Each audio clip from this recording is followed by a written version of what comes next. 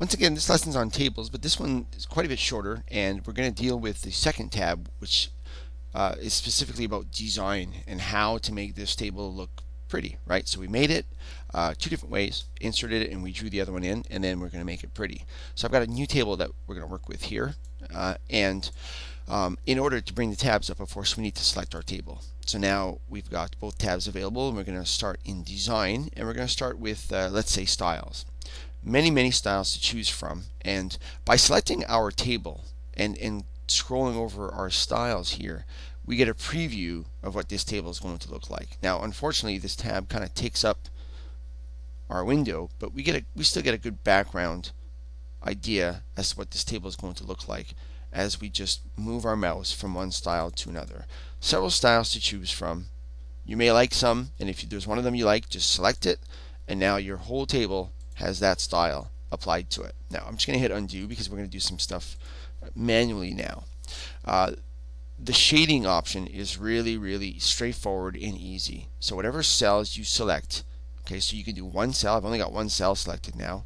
So if I select one of these, it'll just do that cell, right? I can do any one of these rows now and go from there. So because this is my title, I might say, all right, I'm going to go with this, and then you can format that any way you'd like. So the style's straightforward. The shading also very straightforward. The borders, however, is not straightforward. I find a lot of my students struggle with this feature. Now, again, depending what it is you want to put a border around, you've got. I'm going to put my insertion point into this cell, let's say. Okay. Now, when I choose a style, a size, and a color, it's only going to affect the cell that I have selected. So if I want to do the whole first row, you got to first select the first row. Then you would select a style. Now what you need to understand is these three options, they don't do a darn thing until you come here and tell Word, which cells you want affected. Okay, or which parts of the cells, sorry, you want affected. So you've got bottom, top, left, right. Okay, you can go all of those. You can go all the outside. You can go outside and inside. So you've got a whole bunch of options as far as where is this going to be applied. So I'm going to demonstrate here. I'm going to choose something really wild and outrageous here. I'm going to go like this and watch what happens. Absolutely nothing. I'm going to choose a size, wild again. Watch what happens. Nothing. I'm going to choose a color. All right, again, choose something a little outrageous. Nothing.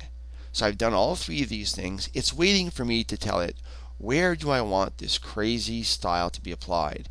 And this is where it will kick in. So if I want it around every single border that I've selected, which means all of these, all right, so I'm going to do that. I'll say all borders. So now that crazy style has been applied. So that's how these buttons work. 1, 2, 3. They don't do anything until you come here and say where it is you want that to be applied. And because I only had one cell selected, it didn't do everything. So now I'm going to say I want no borders. And now I've eliminated a lot of my other outlines for those styles. So it's very quirky, but as long as you understand what it is it does. So now I can literally ask for no border everywhere on all borders. And now all of a sudden this table doesn't really look like a table anymore. It looks like something that somebody may have created with tabs. And sometimes that's exactly what you're looking for. Sometimes it's minutes of a meeting or whatever, because you don't want to have to tab over all of the time.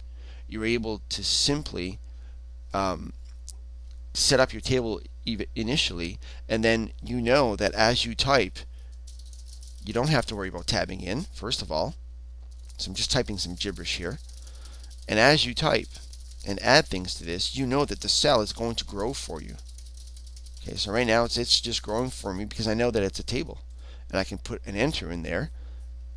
And now it's giving me more room, more space automatically. So, but if you want a simple little border, you can ask for a simple little border and say that you want it all around. So once you understand what these three tools don't do anything until you come here and say where it is you want them to be applied.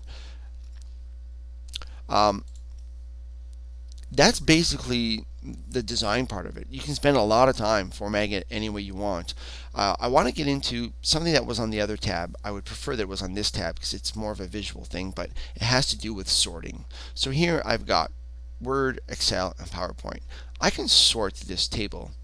If there were numbers, I can sort them by numbers. I can sort by this column, or I can sort by this column in alphabetical or reverse alphabetical order. So we're going to visit that just briefly. This isn't a long lesson. You can also do this outside of a table. If you have a list of things in Word, a list of paragraphs, you can select that whole list and sort them alphabetically if you'd like to, or reverse alphabetically. So here, what I'm going to do is I'm going to sort this in alphabetical order. Now what you need to know is when you hit the sort button, you get this menu. You need to understand this menu. It's asking which column would you like to sort by. Most of the time you want to sort by the first column, but oftentimes that's not the case. You'll have to specify, no, I want to sort by this column. Now it's telling you want to sort by text, and yes, I want to sort by text, and I can decide to go ascending or descending. Ascending means alphabetical, smallest to lowest to highest, or you can go highest to smallest if you wanted to. We're gonna go smallest to biggest, so that this way Excel should be first. Now this is really important here. It's asking you, does your list have a header row? Now because this list looks pretty much the same all the way through, I didn't really identify this as a heading, but it is a heading. So I would need to say, no, I do have a header row. In other words, do not sort this. Do not put this at the bottom or the top. Don't move this at all. So just for effect, I'm going to say we're going to go in descending order, in which case it'll be Word, PowerPoint, and Excel, and it's going to leave application alone because I've told it that I have a header. So now when I hit OK, application didn't move, PowerPoint was sorted, Excel was sorted, and that worked exactly the way I wanted it to. So that's how your sort key works. They've actually improved it because back in the day, you'd hit sort and it would guess on its own that you wanted to sort in ascending order, and it would take the header and everything. So understand your options here. Later when we get into Access and even Excel, we're going to sort by multiple things. And the reason this is here is if we had more than one MS Word, we can then sort by the second column as a tiebreaker. So that's what this would do. And then if you had two ties, then it would break it this way.